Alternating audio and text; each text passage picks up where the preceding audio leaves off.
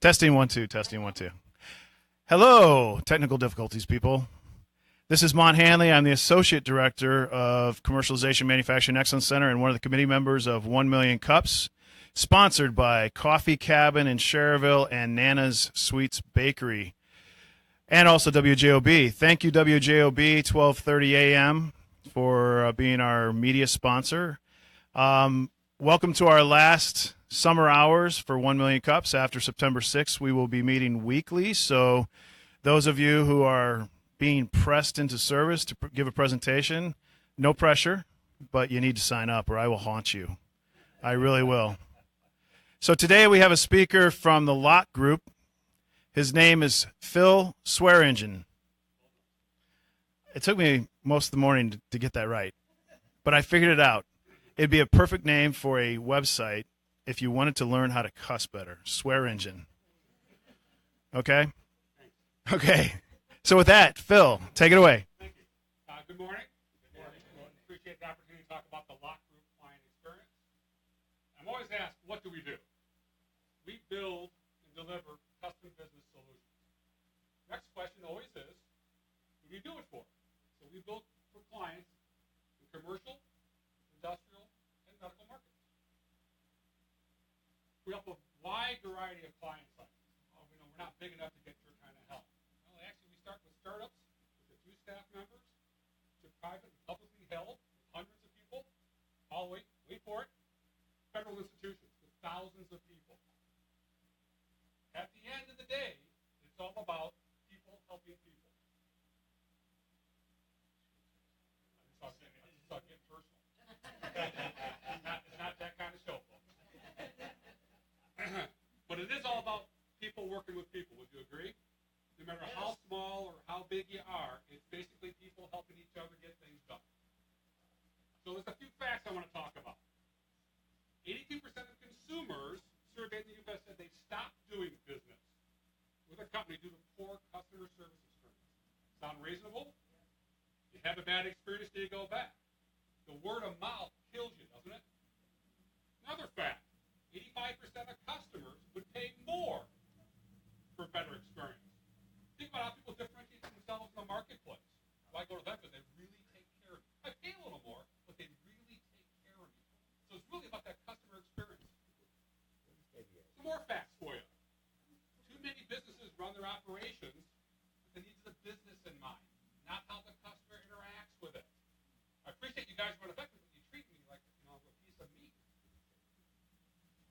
Agile organizations grow revenue 37% faster and generate 30% more profits.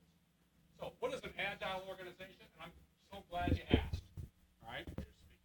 Sure. So agile organizations are able to take advantage quickly of new opportunities. All right? So how we deliver? We deliver quantifiable results. We measure our outcomes by improving your customer touch points and by building organizational agility. What we deliver improves what's called the Trinity of business. Improve market share, revenues and profits, and decrease costs. We help you reach your customers in 3 ways. Do tell me more, Phil. Absolutely. Coming your way. We help you get customer-centric. How do we impact that customer from every avenue of the business? We miss that. Great customer service, I call accounting, I got treated like I was a piece of meat. Everyone impacts the customer experience, and we often miss that. We help you reach customers by delivering reliability, service, and quality. 3 characteristics customers really value. We also help you build memorable experiences. You ever call into a business and get switched 17 different times? I'm jumping hurdles over here just to get an answer to something. We try to help you get rid of that. We look at those customer touch points for you. We can also help you overcome some challenges. And everyone's got war stories. I got commercial war stories about reducing transactions, aligning actions, and building frontline job aids. What are frontline job aids? These are devices that people can flip through to get answers. I don't have to call the boss. They built me tools that, frequently asked questions. Those are job aids. What we look at, this is called a handoff diagram. We're looking for where all the transactions are occurring. If we see a high concentration, how did I get to be the center of the business? I was talking to Jim one time here on the radio. We talked about often the owners are in the middle of the business, and they're actually the barrier and constraint to growth. Well, Phil's not back yet, so when he gets back, I'll get you an answer. Not acceptable, is it? I need to be able to answer and take care of customers while they're on the phone. I don't have to call them back, and all of a sudden I'm playing chase here, right? Some industrial war stories. We repair flow. How does that customer experience go through your business or your operations? We build machines. I don't write reports. I deliver results. You need a gizmo, a whatchamacallit, a thingamajig. I'm an engineer. We'll design it. I have a family of companies we do business with. We'll build you a machine. We'll also do what's called 20/80 outsourcing. Think of all the different services that you have. You ever hear the 80-20 principle, right? 20% of your services generate 8% of your revenue. The flip side is 20/80. 80% of your products only generate 20% of your revenue. That's clogging you up. That's holding you back. That's taking and giving you longer lead times compared to everybody else. We'll go find you a new home for that, so you get a set profit when it passes through, and you can focus on all the things that generate you business. Medical war stories, and these are the good ones, by the way. Okay? Supplies when needed, as needed. First case starts on time. Engaging staff. What happens when a case doesn't start on time is the last case often runs a chance of being canceled. But also think of it from the patient side. They're nervous about going under the knife, and you're delaying that encounter, right? They've actually had people leave, and all that staff and surgery time is set, and the patient leaves. They just totally freak out from the waiting. We also unlock the mystery that's holding you back. We never seem to get where we want to go. Well, often it's the processes below the surface that you don't see. As parts of the organization go in and out, people implant new procedures and new steps. Where'd that come from? Leaders don't have a tendency to walk through the process, walk through as the check, walk through as the customer to see actually what's going on. That's what we do. We try to understand what's actually going through. And by fixing those issues, we can help you get to the front of the marketplace. We try to figure out where you're sitting at and get you from where you're at up to the front. We also help you lock down that organizational agility. Remember, agility, defined from the organization's perspective, is the ability to respond and take advantage of new opportunities, which means you're generating cash flow, right? We help you build that agility by taking out waste. We start to ask, whatever you're doing, is it enhancing the customer experience? If it isn't, we're going to challenge you to get rid of it. I had 10 steps, I'm down to 8. Am I not faster? Reliability goes up. With fewer steps, there's less chance for things to go wrong. We go back and ask, why do it? What value? It's creating more harm than it is good. What would it look like without that step? We help you lock it in via consistency. That agility is built on consistency. And that's key. Think about it. You go into a restaurant 30 days apart and have two completely different experiences. It's the server, it's the quality of the food, it's the atmosphere. Boy, they've really gone down. You should see what I used to have, right? Think about it. You're always comparing those experiences. So not being consistent, you're going to actually be working against yourself organizationally. And then inconsistency unfavorably impacts that customer experience. Again, we're key on that customer experience. They're easy to lose, customers, and hard to find. Agree? Yes. Yeah. Okay? We make sure the LoC group can help. So again, we don't write reports. We're going to give you results. We're going to make sure that we're going to give you this complimentary, no-cost evaluation. We're going to walk in and understand, what are your goals? What are the objectives that you have as a business? Are you staffed properly? Do you have the toolbox to get you where you want to go? We'll look at your market fit of products or services. Well, we want to do this. Well, everybody else is doing that. This could be what's holding you back. We'll also look at the constraints and barriers to improvements. We can't get by it. Remember all those hidden processes? We may help you uncover some of that to get you where you want to go. We also work to build you those outcomes. Strategically, operationally, as well as those long-term sustainment. I'm not here for billing hours. All right? I'm here to get you outcomes and results and go out and help the next client. So, what we offer here is some leadership support and mentoring. Trying to take waste out and give people those responsibility takes a little coaching. Would you agree? Remember, I built the business. Everything needs to come through me. Well, if I help you build the tools, it's like you being there, isn't it not? Okay, well, we're going to help ease you into that. We're going to align your strategic and tactical actions. I want to get to Valpo, and I keep going down Ridge where I have the expressway. Maybe that tactical move is taking the expressway. We're going to get you there faster. But is the direction you're going to get you to where you want to go? Are you kind of meandering through space here? And then we'll build you that infrastructure for success. Do you have the right horsepower to get you where you're trying to go? Operationally, we'll help getting teams working together. There's too much top-down. Who does all the work? People engaged in the tasks themselves. What would you do differently to get a better outcome? We'll support the execution. Not everybody knows how to make changes. That's what we help with. Middle management does not want to have changes made because they're worried about having to fix what you just messed up. So we do small tests of change and control that encounter. And then we actually hardwire the improvements. I appreciate you changed, but you know what? If Phil leaves, it all went to pot. It all went to garbage. No, we're going to hardwire those improvements no matter who's there, what time of the day, the place runs the same. Remember, consistency is key. Sustainment support will include continuous daily improvement programs. I'm looking for ideas. We have a problem. What are the ideas? Well, what do you want to do, boss? No, that's not what I'm asking. What would you do? We want to basically get people volunteering and comfortable, offering up new ideas. Visual management techniques. I hate computers. I walk the floor. Can I see there's a problem? Can I see I'm out of inventory? Something tucked away, boy. I didn't get that report. More transactions. I'd rather have people go out and doing work and creating value than running reports. We create communication programs and ways to do tracking. I don't know I have a problem. We're going to make sure you as an employee, as a staff member, as a manager, as a leader, know you're having a good day. What tells you you're having a good day? I was in a hospital setting, and I asked the person, how do you know you're having a good day? Well, it depends on how many glasses of wine I have at night. Oh, okay, that's a new measurement for me. Can't quite put that one up at the wall, but there are ways to track outcomes. Our commitment to you. We offer a 100% money-back guarantee. If I don't deliver, my organization deliver, you don't pay. And that's kind of unheard of in the consulting business. We've helped clients in 28 states lock down. You have a problem, we can get to you to help. I don't care where you're at. What's next? What I do know, time is money. The longer you wait, the harder it's going to get. So don't wait. Call me. Because you know what? You got to start getting better or risk being beaten by the competition. Thank you.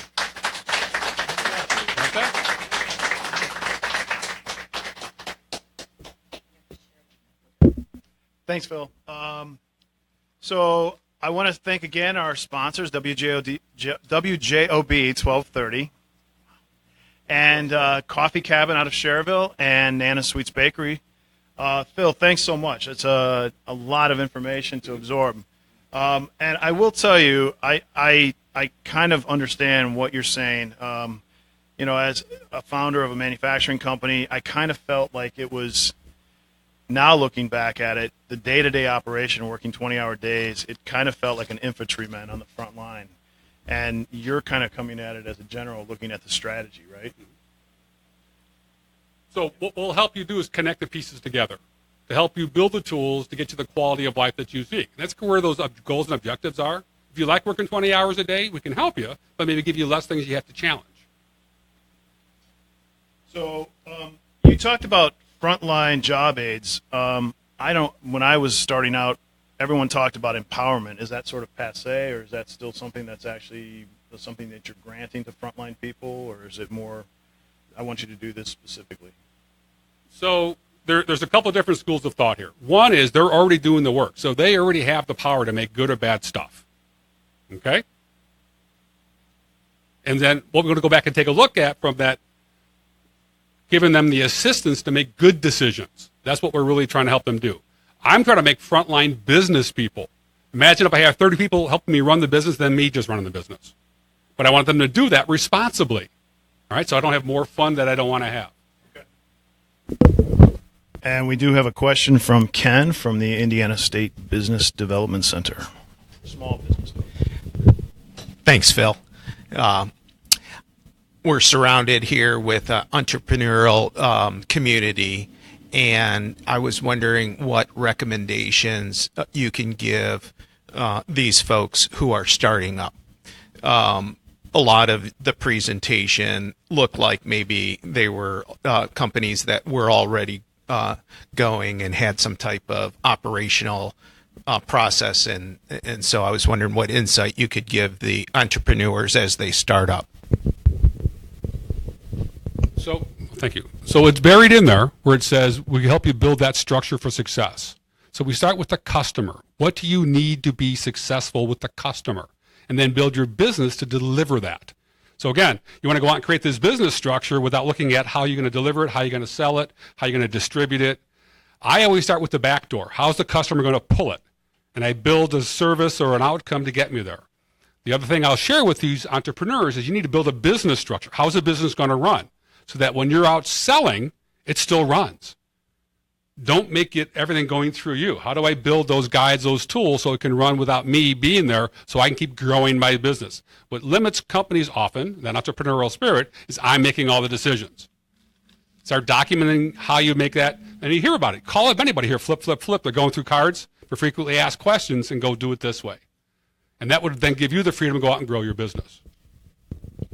Phil, would you also agree that's also true for like back office stuff?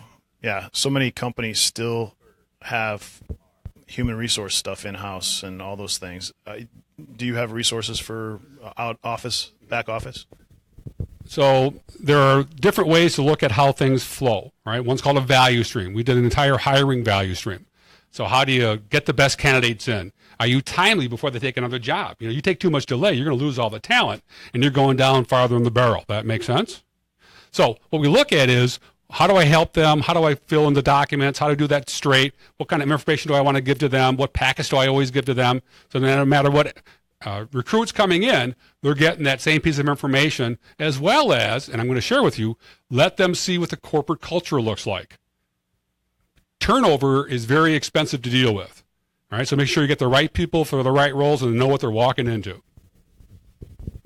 Questions, anyone? Questions? Eric, I'll ask a question while you're walking in, if you don't mind. So you can make custom equipment. I did not know this. Oh, well, we need to talk, for sure. The machine that you saw was a 5-axis CNC piece of equipment. Okay. So we had a client, now hopefully pick it up. So we had a client that had a manual piece of equipment. So we had a client with a manual piece of equipment that kept snapping, so it took constant attention. The foil, it was a wrapping process and constantly snapping, so they're refeeding it and tack welding it. We built a machine with tensioner feeds. The person would hit it, had laser sensing for diameter. He just walked away and came back. Took all the labor content out. But better yet, we tripled the speed of the machine. So they got 3 times the output with a fraction of the labor content. Very happy client. Thank you. Eric Zoska. Okay. Oh, okay. Well, I'd rather do that than bend. I don't make people kneel, by the way. That's his own choice. So, Phil, you've been really helpful with some of the presentations that have been going on here at 1 Million Cups. And one thing that I'd like to understand with Black Group is, like, what are your own strategic objectives that you're trying to move the company towards, like your own company? Okay, so great question. I just shared to Mont. We have a media company that is putting out our first LinkedIn episode. We have 52 episodes all in all. We are trying to help businesses grow. That's our strategic objective. We're looking at putting in conference centers to create training centers. I have strategic partners, and we're looking at adding in strategic partners all the time, because what we do is we put the right people in connection to help the client. I don't have all the answers.